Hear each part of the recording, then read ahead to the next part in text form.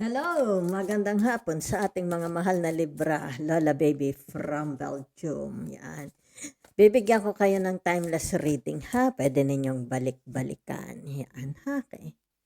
Yan. Kumusta po sa inyo? Yan. Salamat sa inyo. Subscribe, likes, comments. Crosswatchers, salamat po. Gagamit ako ng dalawang tarot ha. Ito ay sa private life ninyo at yung isa is para sa inyong career. Tingnan natin ang magandang balita para sa ating mga mahal na Libra. Yan. Family affairs. Yan. So, narito ang tinatawag na The Queen of Swords. Yan. Ibig sabihin nito, tinatawag, naninindigan ang tinatawag na Libra. Naninindigan ako sa aking salita. Pinaninindigan ko ang aking action. Pinaninindigan ko. Okay? Yan ang aking, kung ano ang nakaatang sa akin na it's like responsibilities, duties, yan, paninindigan ng tinatawag na Libra. Yan. Ibig sabihin, dependable daw siya. Okay? So, narito ang tinatawag na The Knight of Wands. Hindi daw siya napapagod. Yan, kita mo, di ba? Yan, Ang buhay is punong-puno ng adventures para sa mga mahal na Libra. Yan. Maaari itong mga Libra na ito, ang hanap buhay is yung bagang, alam mo ba yung it's like buy and sell. It's more about outside travels, di ba? Yan nakikita mo, di ba? Ayan kita mo. Parang cowboy life ang buhay nila, di ba? So, maaring dito, meron dito sabihin na natin meron silang mga poultry, di ba? Pinupuntahan nila yung poultry nila, yung mga babuyan nila, di ba? So, kumbaga dito yung nakikita mo, very active itong tinatawag na librang ito. Okay? Yung tinatawag na ang kanilang communication, di ba? Sa kanilang mga kausap. Yan ha? So, nakikita ko dito yung traveler siguro ito. Okay? It's like a alam mo ba yung gypsies?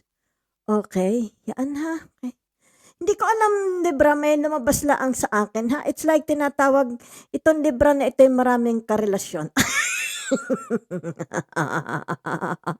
Aray ko, it's like parang may harem, okay? Libra, general ha, general, okay? Huwag makitid ang isip, buksan ang inyong kaisipan.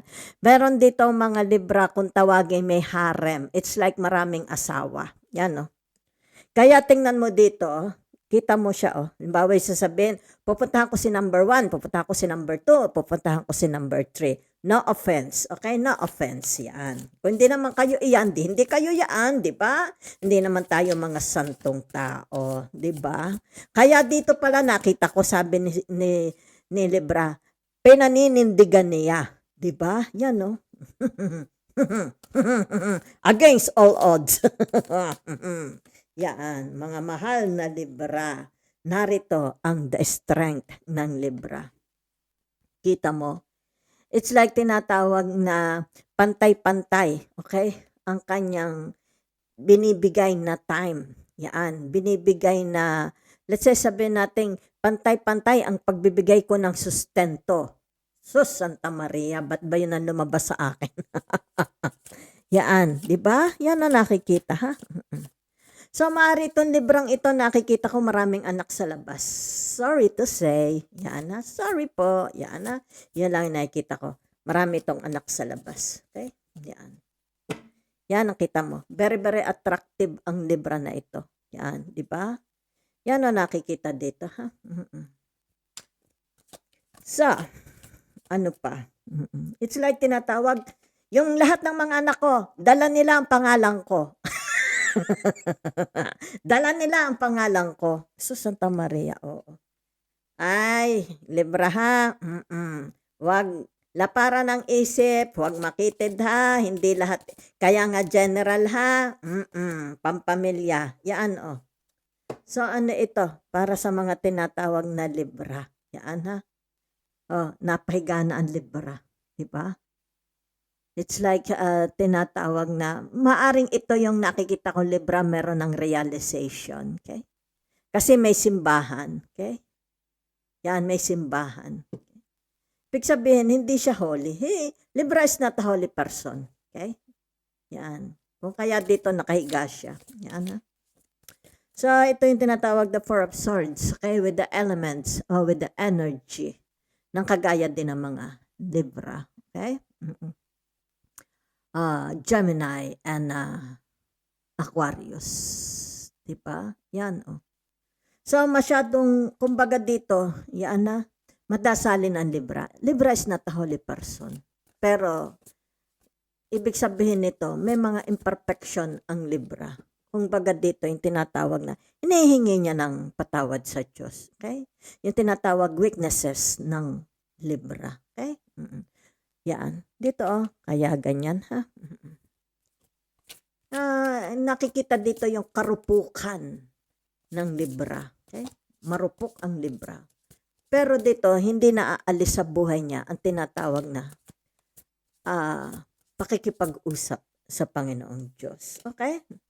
So, narito yung tinatawag na the Seven of Wands. Okay? Para sa mga mahal na Libra. Maraming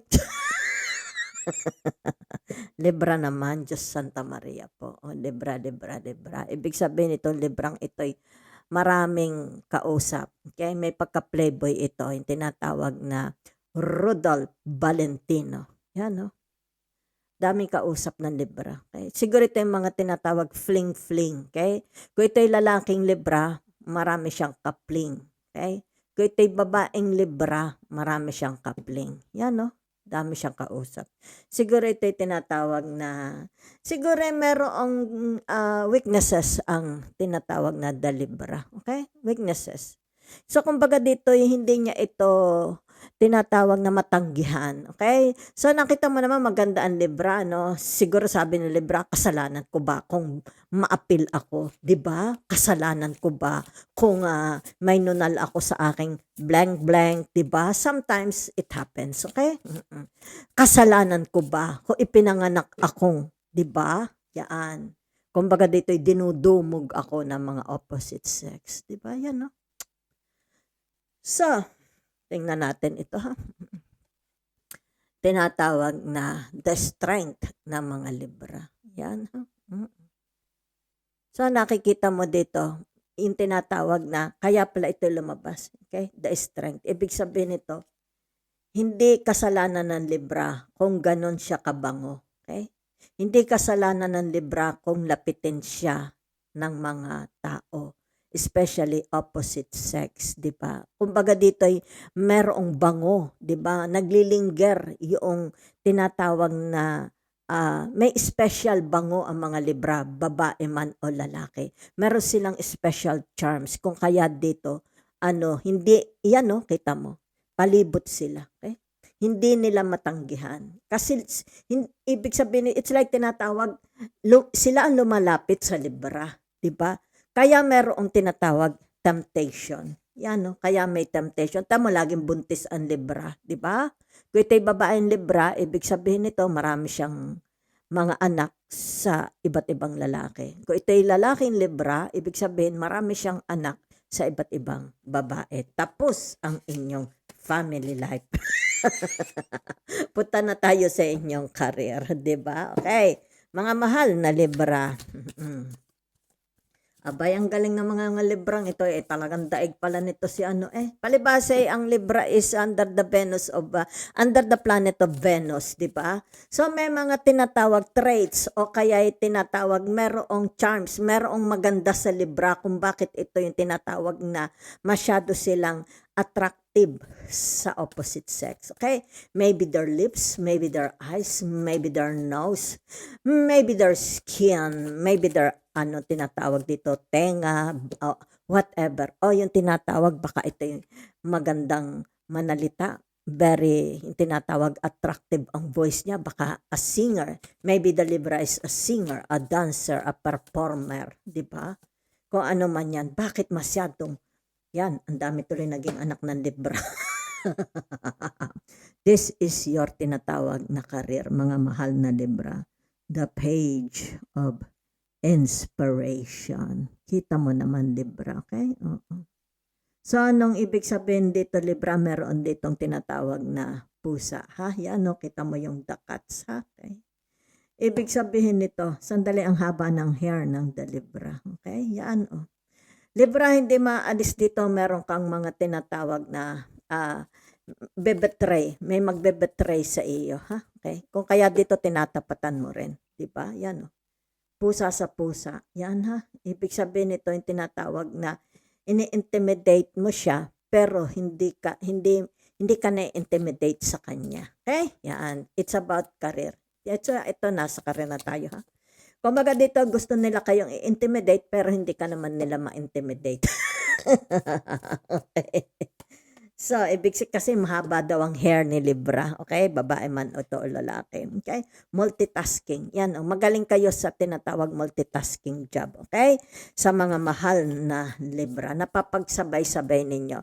It's like tinatawag, wala kayong hinihiya dito. Wala kayong dinidisappoint dito. Wala dito yung halimbawa sabihin natin wala kayong pinaghihintay, di ba? Wala kayong pinaasa. Multitasking, ang daming kamay ng Libra. So, ibig sabihin niyan, Libra is tinatawag na pwede sila. Okay? Sa, halimbawa, anong tawag dito? Hectic na trabaho. Pwede sila sa tinatawag na, yan na. Maraming connection. Maring itong librang ito is maraming connection din, ha? So, nakikita dito yung the tinatawag na Libra, they are very, very satisfied sa relationship sa Libra when it comes to tinatawag na career. Yan, ha? Okay? Libra, Yan, Libra. Okay? Ibig sabihin nito para sa mga mahal na Libra. Yan, it's like tinatawag na umuulan ng pera. Parang Gemini, kahapon binigyan ko ang Gemini. Kanina lang, okay? Umuulan ng pera. Yan Libra, papalibutan kayo ng tinatawag na maraming pera. Maraming your tinatawag, your career is, yan kita mo. Yan kita mo, naikot, di ba? Naikot. Yan, naikot. Kita mo. Malulunod ka. Nakikita ko dito, malulunod ka sa abundance. Malulunod ka sa appreciation. Malulunod ka sa tinatawag na paghanga. Okay? Malulunod ka. Yan, punong-puno na appreciation. Punong-puno ng adoration. Diba? Admiration. Yan, malulunod ka. Okay? Maduduling ka. Mahihilo ka. Ang ganda naman ng inyong career. Ay, naku po, Diyos ko po, ay, sus, Santa Maria. Yan, magpapaduyan-duyang ka na daw. Ay, wala na restriction. Libra. Wala na problema. Okay? It's like tinatawag, sky's the limit. Okay? Yan. Okay?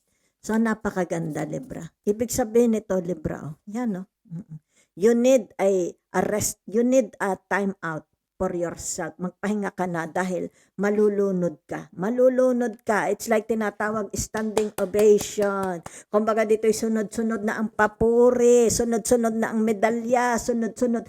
Kumbaga walang katapusan. Yan maduduling ka sa tinatawag na walang katapusang papuri, 'di ba? Biyaya. Kumbaga dito ay para ka naging sunod-sunod yung akyat mo sa entablado para tanggapin. Let's say sabihin natin diploma, a certificate, ay trophy. Yan diba? So ito, magpaduyan-duyan ka na daw, okay? Sapagkat ang tinatawag na career ninyo is nasa mabuting kalagayan. Okay? Yan. So yan, the moon. Yan kita ninyo, okay? Pag sinabing the moon, you're in a highlight. Yan nasa highlight ka na. Diba? Yan kita mo, kaya dito lumabas ito. Okay? You're in the highlight. Ay, napakaganda ng karir ng mga Libra na ito. Yan Yan kita ninyo. Diba? It's like tinatawag, aakyat ka na sa taluktok. Naroon ka na sa top of the world. Naroon ka na sa tinatawag na para ka naakyat sa hagdan, naakyat mo na yung rurok ng iyong tagumpay. Yan Kaya dito, ibig sabihin nito for some of you, maybe there is a trouble. Ayan kita nyo yung tinatawag na Diyos. Yan diba? The eye of God. Diba? It's like tinatawag your third chakra, your third eye is open. Okay? For some of you, ito na. Yan Yan, you're in it's like You're in a fantasy. Okay? You're an illusion. Abay, wag kang magtatagal. Wag kang magtatagal din ha. Okay? Kung ano man ito, it's like tinatawag, malulunod ka. Malulunod ka dito. It's like, tinatawag na maraming appreciation, maraming napakaganda nito. Kung kaya dito, yan no, it's like, para kang malulunod ha. Yan no. So ito nang iyong tinatawag, rurok ng tagumpay. It's about your career. Thank you very much.